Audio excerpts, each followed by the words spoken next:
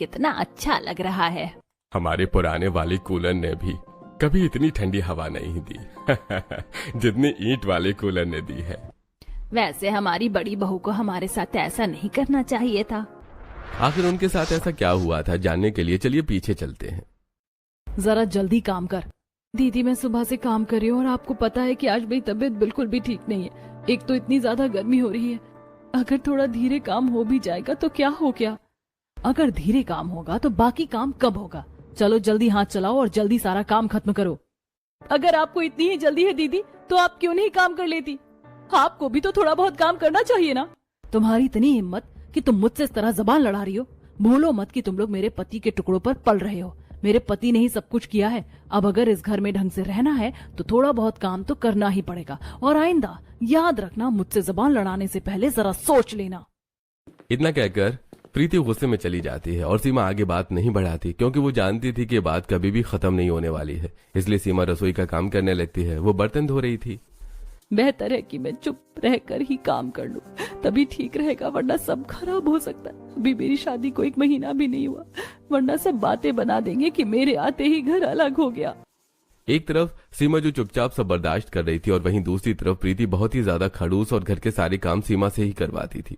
एक दिन प्रीति बाहर से फालूदा और आइसक्रीम लेकर आती है और छुपकर अपने कमरे में अपने बेटे के साथ खाने लगती है।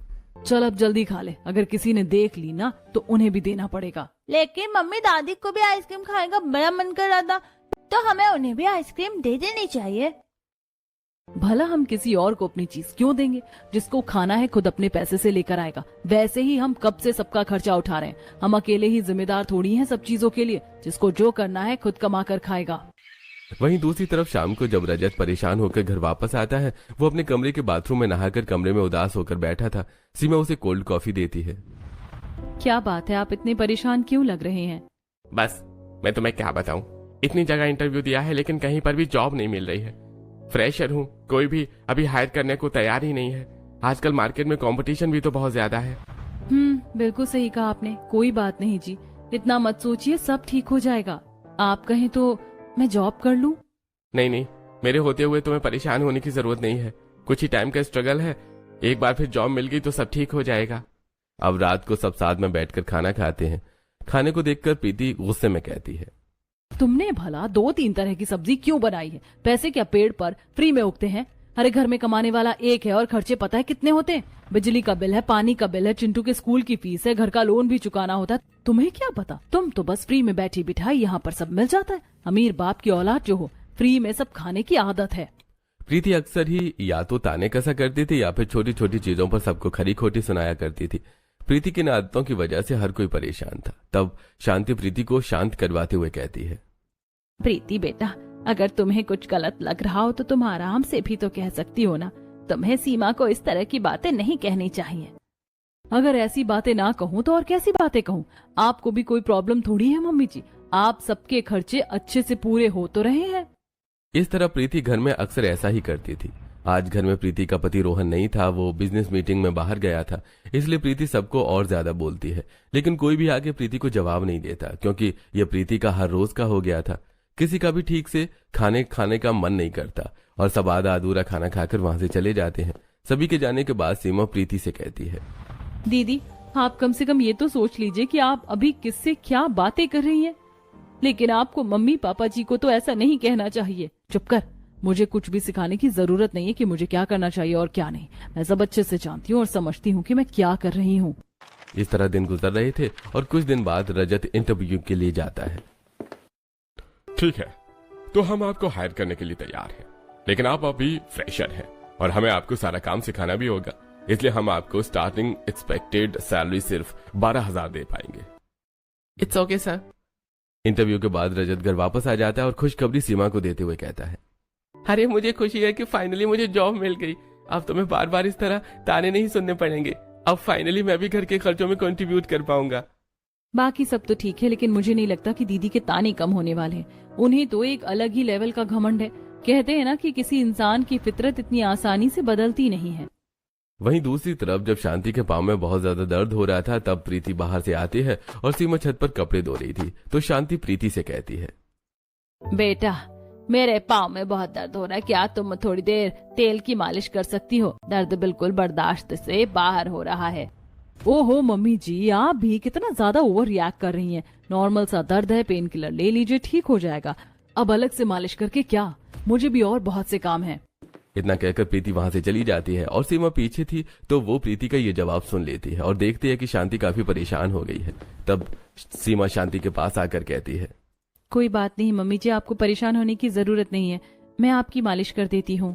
तब सीमा थोड़ा सा सरसों का तेल गरम करके लाती है और उसके बाद शांति के घुटनों पर अच्छे से मालिश करने लगती है। उसके पैरों की मालिश करते हुए सीमा कहती है, मम्मी जी आगे से आपको कोई भी काम है तो आप कभी भी दीदी को मत कहना, क्योंकि दीदी हमेशा खड़ूस और बदतमीजी वाले ही जवाब देती है। मुझे तो बहुत गुस्सा आता है, सच बताऊं तो। आगे से आपको भी जो काम है आप सीधा मुझे कह देना, मैं आपका सारा काम कर दूंगी। सच में बेटा, मैं धन्य हो गई तेरे जैसी बहू पाकर। अगर मेरी जिंदगी में सिर्फ बड़ी बहू की तरह छोटी बहू भी उसके जैसी ही आ जाती तो मेरी जिंदगी तो बिल्कुल ही नरक हो जाती। ये हमेशा से ही एकदम खड़ूस थी। शुरुआत में जब रोहन यहाँ रहता था तब इसकी इतनी हिम्मत नहीं थी कि ये हमें इतना कुछ कह सके, लेकिन इंसान की एक्टिविटी और सारी चीजों से पता चल जाता है कि वो क्या चाहता है। रोहन के जाने के बाद तो इसके और पर खुल गए हैं। मुझे तो ऐसा लगता है कि भाभी समझती ही नहीं है कि हम उनके साथ उनके घर में रहें। मेरे भी घर वालों ने मुझे बेदखल कर दिया। उन्हें मेरी और रजत जी की शादी बिल्कुल भी मंजूर नहीं। कोई बात नहीं बेटा, माँ बाप का गुस्सा तो कुछ समय का होता है। मुझे उम्मीद है कि अगर तुम उन्हें मनाओगी तो वो जरूर तुम्हारी बात मान जाएंगे और तुम्हें वापस अपना लेंगे। उम्मीद है मम्मी जी की ऐसा हो जाए। 1 महीना हो गया उनसे बात नहीं की और ना ही उनसे मिलना हुआ है। मुझे उनकी बड़ी चिंता सताती है। वहीं दूसरी तरफ सीमा के मायके में, आज क्या हमें एक बार अपनी बेटी से बात कर लेनी चाहिए? मुझे तो चिंता रहती कि पता नहीं कैसी होगी। अरे जैसी भी होगी, हमें उससे क्या लेना देना है? उसने हमारी बात नहीं मानी और अपनी मर्जी से जाकर शादी कर ली। हमारा पूरा स्टैंडर्ड खराब कर दिया। अब जो भी होगा, जैसा भी होगा, उसे खुद देखना होगा। वहीं दूसरी तरफ प्रीति घर का कोई काम नहीं करती और सीमा घर का सारा काम करती थी। कुछ दिन ऑफिस में काम करने के बाद एक दिन रजत काम से उदास होकर आता है। माफ करना, लेकिन मैंने काम छोड़ दिया है। लेकिन आपने ऐसा क्यों किया? एक तो मुझे इतने कम पैसे मिल रहे थे, ऊपर से उन्होंने मेरा जीना हराम कर दिया था। बड़ी मुसीबत हो रही थी। इतना ज्यादा काम करवाते हैं और ऊपर से इतना टॉक्सिक एनवायरनमेंट था कि मेरा वहां पर काम करने का बिल्कुल भी मन नहीं कर रहा था। कोई बात नहीं, आपको इतना परेशान होने की जरूरत नहीं है। हम दोबारा कहीं और काम देख लेंगे। क्यों रे सुकन्या, जब मैं तुम दोनों को एक जैसी ड्रेस लाकर देती हूँ तो फिर तुम अपनी ड्रेस क्यों नहीं पहनती हो? अरे माँ, वो गंदी थी इसलिए मैंने इसे पहन लिया। अरे तो धोई क्यों नहीं?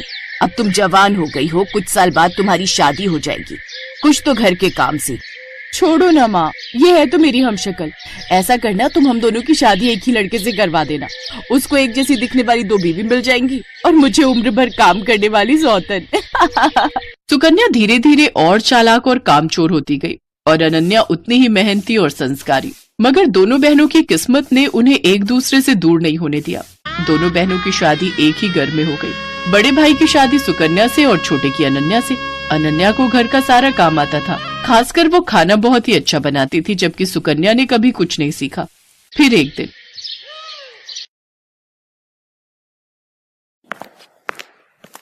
अरे बैठकर टीवी देख रही हो, पहले जाकर कपड़े तो धो लो।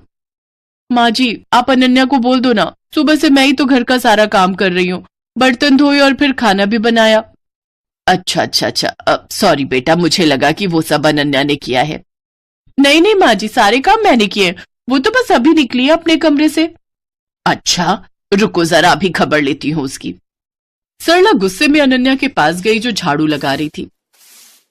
दिन भर बस टीवी या फिर आराम, अब ये कोई टाइम है झाड़ू लगाने का? पर माँ जी, चुप हो जाओ। एक उसे देखो, अपनी बहन को, कितना काम करती है बेचारी। अपनी सास की बात सुनकर अनन्या समझ गई कि उसकी बहन सुकन्या ने उसकी सास को भी बेवकूफ बना दिया है। वो अपनी सास से कुछ नहीं बोली और चुपचाप झाड़ू लगाती रही। बेचारी अनन्या सुबह से शाम तक घर के सारे काम करती, लेकिन फिर भी उसे ही सास की डांट खानी पड़ती। फिर एक दिन, अरे बहू चल मेरे साथ रसोई में, आज मिलकर खाना बनाते हैं। ठीक है माँ जी, आप चलो, मैं आती हूँ। सरला रसोई की तरफ चली गई और सुकन्या सीधे अनन्या के कमरे में। अरे अनन्या, वो तुझे माँ जी बुला रही है खाना बनाने के लिए। अच्छा, बस अभी जाती हूँ। सुकन्या ने एक बार फिर अनन्या को बुद्धू बना दिया था और बेचारी अनन्या को पता ही नहीं था कि उसकी सास ने उसे नहीं बल्कि सुकन्या को बुलाए है। उधर रसोई में आ गई, कहाँ रह गई थी? चलो एक काम करो, तुम आटा गूंथ दो, मैं सब्जी काट देती हूँ। ठीक है माँ जी। अनन्या ने बहुत जल्दी और बहुत अच्छा आटा गूंथा था, जिसे देखकर सरला बहुत खुश हुई। और फिर क्या बात है, इतनी जल्दी और इतना अच्छा आटा गूंथ दिया। अरे तुम अनन्या को कुछ सिखाती क्यों नहीं हो? उसे तो कुछ भी नहीं आता।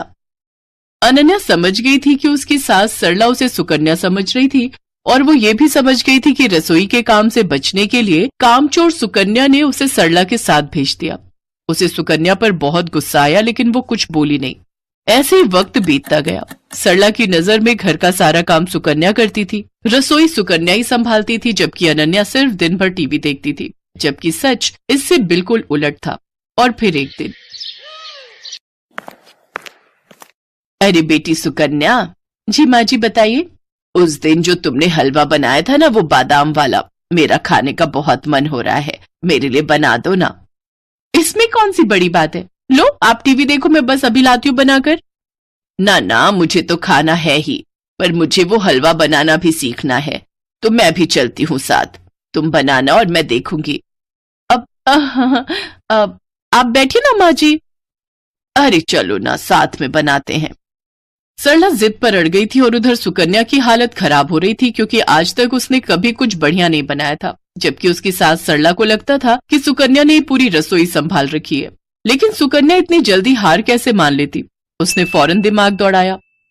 अब माँ जी, मैं तैयारी करती हूँ, तब तक आप बादाम ले आइए।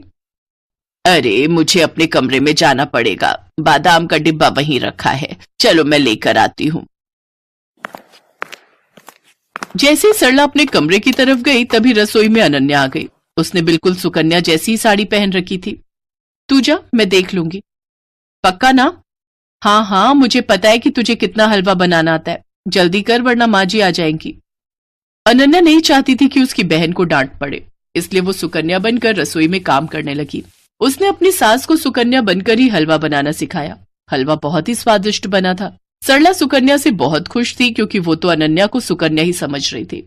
फिर जाते जाते सरला ने अनन्या से कहा, बेटी सुकन्या, तुम ना अपनी बहन को भी समझाओ, मुझे तो उसे देखते ही गुस्सा आ जाता है। बताओ, तुम दोनों एक ही माँ की कोख से जन्मी हो, लेकिन तुम में और उसमें कितना अंतर है। सरला की बात सुनकर अनन्या को बहुत दुख हुआ। वो अपनी सास से सब सच कहना चाहती थी, लेकिन फिर अपनी बहन के बारे में सोचकर चुप रह गई। अगली सुबह सुकन्या जैसे ही उठकर रसोई की तरफ आई तो उसकी सास सरला ने उसका हाथ पकड़ लिया। ये क्या कर रही है माँ जी? आज तुझे नहीं छोड़ूंगी। तूने मुझसे हमेशा झूठ बोला, तुझे कुछ नहीं आता, और तूने हमेशा अपनी बहन की मेहनत को अपना बताकर आराम तलबी की, और वो बेचारी दिन भर रसोई और बाकी कामों में लगी रही, ऊपर से मेरी डांट भी चुपचाप सुनती रही। सरला लगातार सुकन्या को डांट रही थी, तभी सुकन्या ने फिर से झूठ बोलकर बचने की कोशिश की। नहीं माँ जी, मैं झूठ नहीं बोल रही, मैं तो खूब काम करती हूँ। कल रसोई में सारा दिन लगाकर आपके लिए हलवा बनाया था ना, तब तो आप भी वही थी। वही थी, इसीलिए सब कुछ जान सकी। तूने हलवा बनाया था तो जरा दिखा अपनी कलाई, जो कल कढ़ाई उतारते हुए जल गई थी। दिखा ना। अब सुकन्या अपने हाथ पीछे किए बिल्कुल चुप खड़ी थी, क्योंकि उसकी चोरी पकड़ी गई थी। इसके बाद सरला फौरन दूसरे कमरे में गई, जहां अनन्या अपनी जली हुई कलाई के साथ खड़ी थी। सरला ने उसके सिर पर हाथ फिराया और बड़े प्यार से बोली, मुझे माफ कर दो बेटी, लेकिन तुम भी मुझसे वादा करो कि इस घाव के ठीक हो जाने के बाद भी तुम और कोई दर्द नहीं झेलोगी अपनी उस कामचोर बहन की खातिर। और अब इसका एक ही हल है मेरे पास। आज से इस घर में तुम दोनों जुड़वा बहनों के लिए जुड़वा रसोई बनेगी, मतलब जुड़वा बहनों की जुड़वा रसोई, जो कि दिखने में एक जैसी होगी, ताकि कल को तुम ये ना कहो कि सास ने हमसे भेदभाव किया है। और अब से तुम दोनों अपनी अपनी रसोई में खाना बनाओगी, ताकि सुकन्या अब तुम्हारा कोई फायदा ना उठा सके। बचपन से साथ रही दोनों बहनें जब अलग होने की बात सुनती हैं, तो उनकी आंखों में आंसू आ जाते हैं, और सुकन्या को अब अपनी गलती का एहसास होता है। वो अपनी बहन और सास से माफी मांगती है। नहीं माँ जी, हमें अलग मत कीजिए। हम दोनों भले ही दो जिस्म है, लेकिन जान एक है। हम दोनों हमेशा से साथ रहेंगे। मेरी ही गलती थी जो मैंने अपनी इतनी अच्छी बहन का गलत फायदा उठाया। अब से मैं इसके साथ ऐसा नहीं करूंगी और हर काम में इसकी बराबर मदद करूंगी। मुझे माफ कर दे मेरी बहन। कोई बात नहीं, तुझे अपनी गलती का एहसास हो गया, यही मेरे लिए काफी है। और मैं तो ये सब मजाक कर रही थी ताकि तुम्हारी अकल ठिकाने आ सके। अरे मैं तो खुद नहीं चाहती कि मेरे घर में 2 रसोई हो। उस दिन के बाद से सुकन्या पूरी तरह बदल गई। अब वो आलस त्याग कर हर काम में अपनी बहन की मदद करने लगी और दोनों मिलजुल कर प्यार से रहने लगी।